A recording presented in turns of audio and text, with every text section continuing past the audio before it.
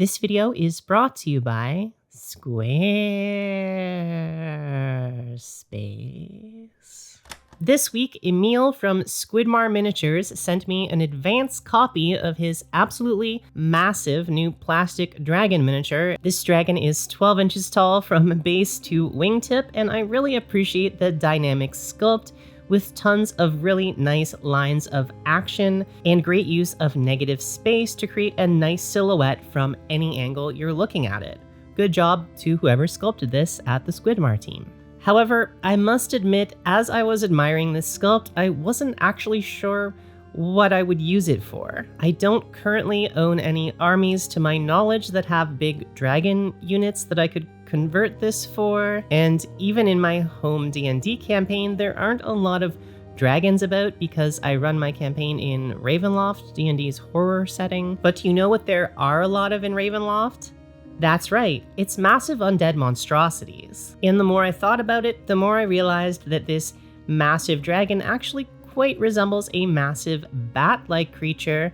So I broke out my green stuff and decided that with a few modifications, I could turn this massive living dragon into a massive undead vampire bat dragon sort of thing.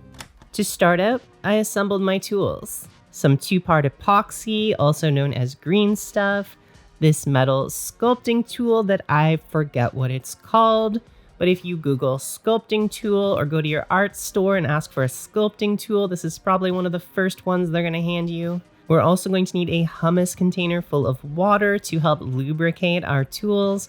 You could, of course, use a non-hummus container for this purpose, but why would you? You're also going to need a hobby knife for cutting the clay, and also optionally, I am wearing some nitrile gloves here to protect my sculpt from fingerprints. But also, I just have to wash my hands less, and it's just easier overall. To get started, we are going to lubricate our knife with water. As a reminder, you're going to want to keep your hands and your tools wet at all times to prevent the epoxy from sticking to you or your tools. And then we are going to cut off just a tiny piece of both the green and blue side of the green stuff from both sides of the tape roll, and then we're going to mix this together with our gloved fingers. The reason why you want to not cut just straight across the strip of epoxy is because anytime these two parts are in contact with one another, they're going to start to cure, resulting in these little hard pieces in your clay. So ideally, you want to use the green stuff that comes in these separate containers instead of packaged together as a strip. I've noticed some modern strips even come pre-separated, so definitely opt for those if you can. But as usual, I always like to use what I already own instead of buying new stuff. So we're going to just cut off the edges here, and you'll also notice I'm using about a 60% green to 40% blue mixture, and this is because I am looking for a more pliable clay. When working with green stuff, you want to think of the green as the clay itself and the blue as the hardener. So the more firm you want your clay to be, the more blue you can add, and the more soft you want your clay to be, the more green you can add. Once we have the two parts fully mixed together into a solid color, we can start sculpting with it. Now, luckily, this creature already looks like a giant bat. There's not a lot of scales, as you might expect on some dragons. So when modifying this sculpt, we are mostly going to focus on the head, which I think is the most dragonish of its features. At first, I thought I might sculpt some giant bat ears on top of the dragon's horns, but I quickly realized that this would be much easier if I just clipped the horns off entirely and sculpted some ears to put in their place. As we do this, keep in mind that when sculpting with green stuff, we are sculpting in layers. We don't have to get it right on the first try. We're just going for basic shapes to start with, and we can go back in and texture this in later passes. So for the first ear, we're going to create a sort of rounded triangle sort of shape between our fingers, and then we can attach this to the side of the head, twisting it and flattening it out to match roughly what a bat ear looks like.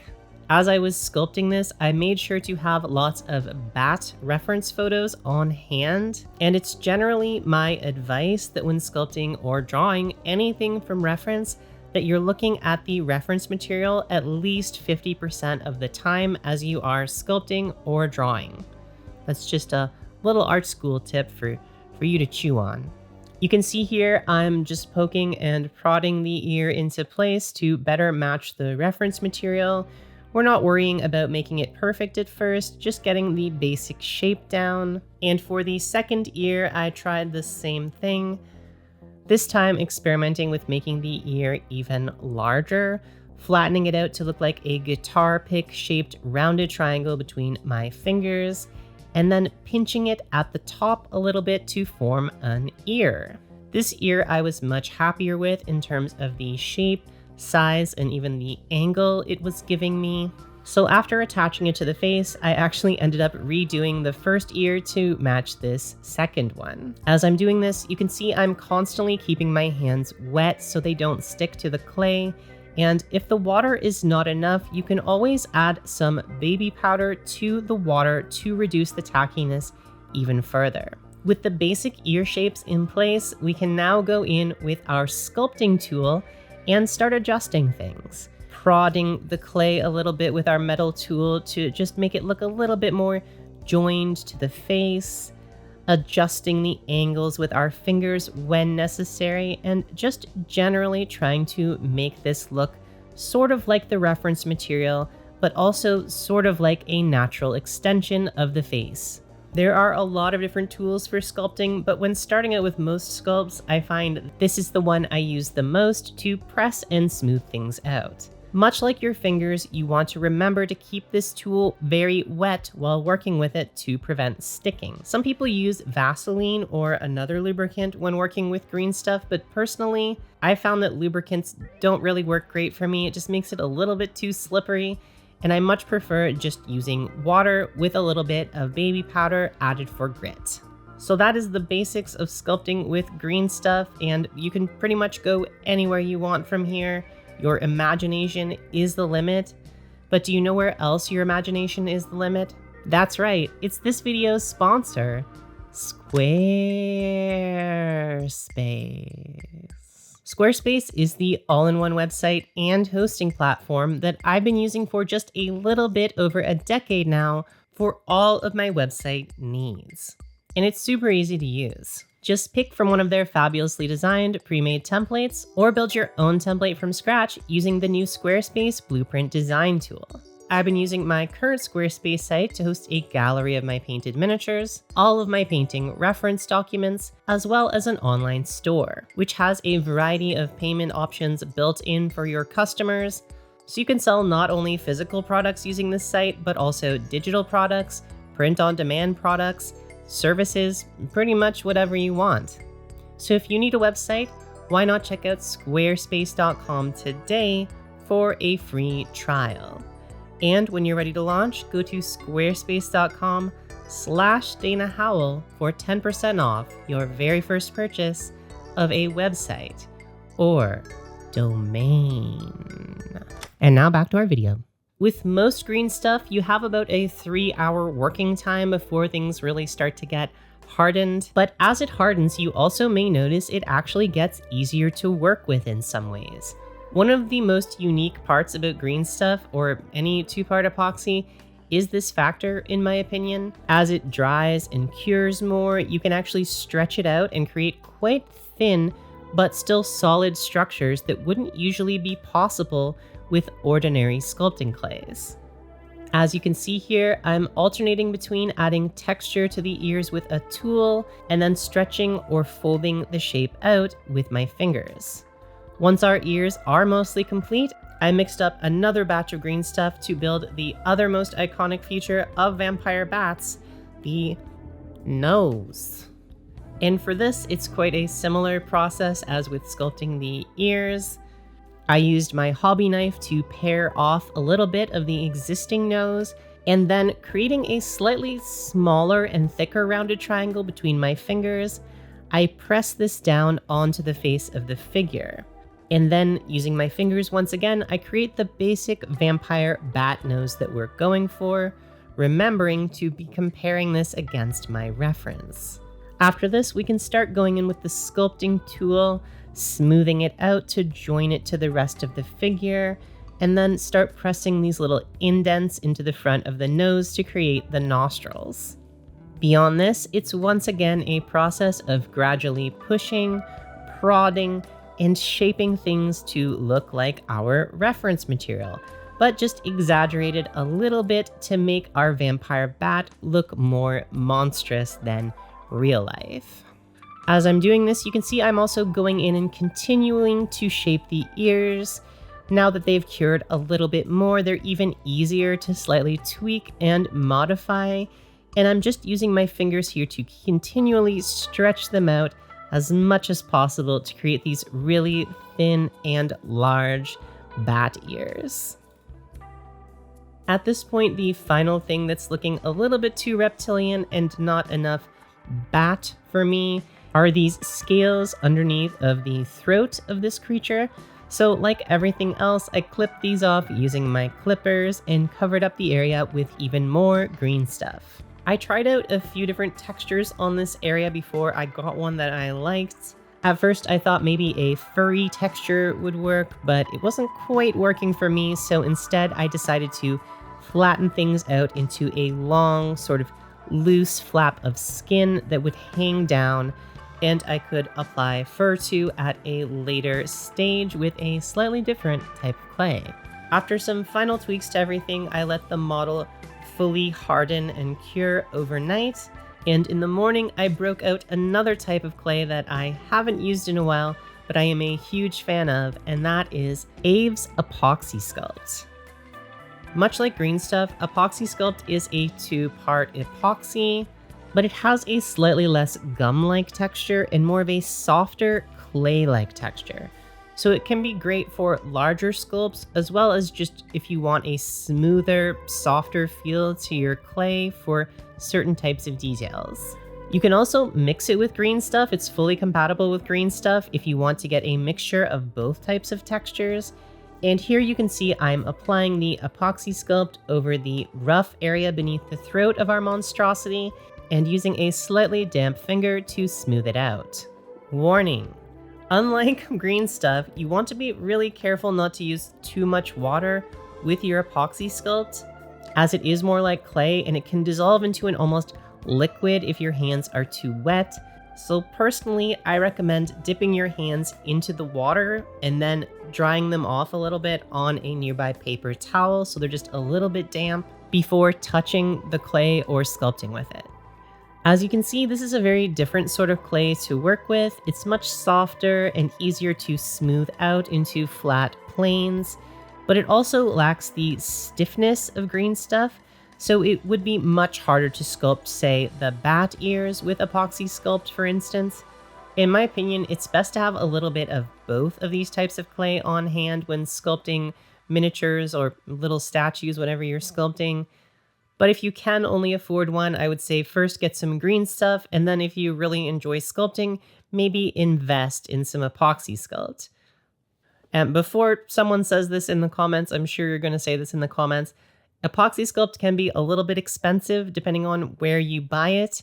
I recommend a place like Sculpture Supply Canada, which is our local sculpting warehouse if you want to buy any sorts of clays or silicones. This is not sponsored by them. That's just where I source most of my sculpting supplies for a reasonable price. So if you're buying Epoxy Sculpt in small amounts, it can be quite expensive. But if you're buying it in larger amounts, it's actually a lot cheaper than green stuff. So it's one of those weird pricing models where if you were to split some with a friend, or if you're in this for the long run and you want enough Epoxy Sculpt to last you a few years, it can be cheaper in the long run. So it's a bit weirdly priced like that. At this point, you can see I'm using my knife to trim off a bit of the excess neck mass to give things a slightly more rounded appearance. And once both sides of the neck are smoothed over with a nice coat of Epoxy Sculpt, I decided to add a little bit of mass also around the cheeks to give the face a more cute bat-like look. And at this point, we could apply any sort of texture to the epoxy sculpt to finish the sculpt off, but I chose to go with a slightly furry texture because most bats are furry. And for this, we're going to need yet another sculpting tool that I once again forget what this is called, but if you look up silicone sculpting tool, you're definitely going to find something like this. Essentially, this is a soft tipped cone that's made of silicone that's great for applying more subtle textures into softer clays. If you get this tool a little bit wet, it's very easy to just trace whatever pattern you want into clay. It's a bit more of a subtle tool than our other metal sculpting tool, and I think it's especially useful for sculpting fur. As you can see here, I'm just tracing the texture that I want into the clay, making sure to keep my tool very wet to prevent any sort of graininess. And the further along we get, the harder we can press into the clay to separate the texture out into more clearly defined sections of fur. The opposite side of the tool also has this nice little rounded metal tool, which can be useful for moving or prodding things around, much like our other metal tool. And then you can see once I use this, I can also use the silicone tip of my tool to smooth it out. Once this was done, I repeated the entire process on the other side of the face, sculpting a large mass and then texturing it out with fur. And after this, I'm starting to feel like this is some sort of a mammalian bat creature and no longer a reptile.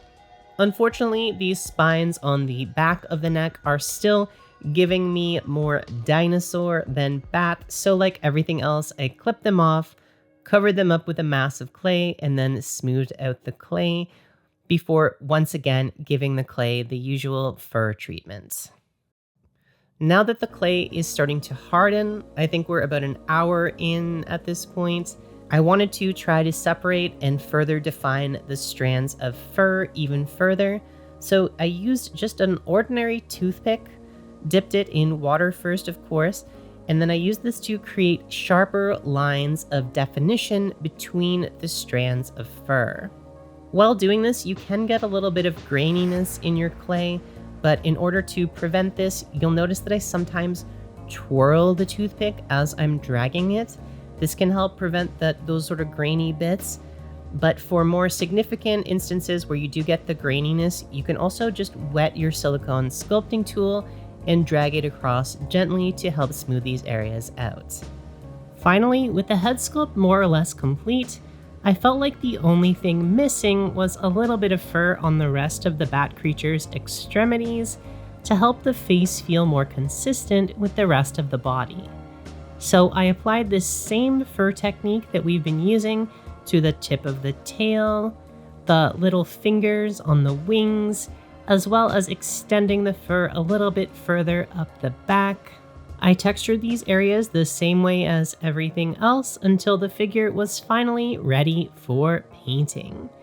But before we get into that, at the end of any sculpting session, you might find that you just have a mass of leftover clay that's going to harden into a useless mass, and you might want to do something with that. So what I like to do with any leftover clay is to create these textured bases for future miniatures with any remaining clay that I have.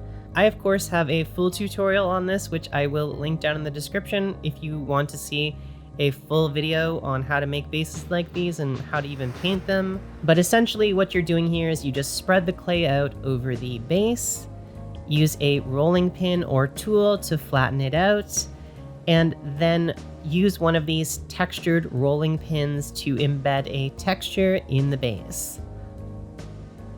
As with everything else, make sure to keep your roller completely wet when using it to prevent the clay from sticking, and I find this works a lot better after the clay has had an hour or two to cure a little bit to also prevent sticking. You can get these rollers in a variety of different textures from a variety of different companies, but one thing that I find with a lot of them is they have this grain to some of the areas that should be flat. And there's a really easy way to fix this. You just run a slightly damp finger over top of it, and it will solve any of those grainy issues that you have. Once this has dried or cured a little bit, you can trim the excess off with your hobby knife, and then you've got an easy little textured base you can use for any future miniature projects. But back to our bat monster, I'm pretty happy with how it's looking at this point, and after giving it a Zenithal Prime, here is what the final sculpt looks like. I'm not that experienced of a sculptor, but I think this result will look quite nice when painted.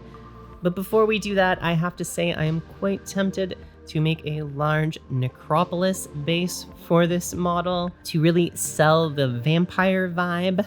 I think Emil was really smart when producing this model to make the model fully separatable from the base. It's really easy to use each piece separately, but I will leave this up to you. Do you want to see a tutorial on making a full necropolis base? Do you want to see a tutorial on just painting this bat's skin in a really cool undead way? Or do you want me to go back and just work on my other army projects that I've been working on? Let me know down in the comments, and whichever one has the most comments is the next project that I'll work on. Thank you so much to Emil for sending me this cool dragon. If you want one for yourself, I've left links down in the description. I think it should be available in a few days. Thank you to all of our wonderful patrons for your ongoing support. I wouldn't be able to do this without you. And I will see you in the next video.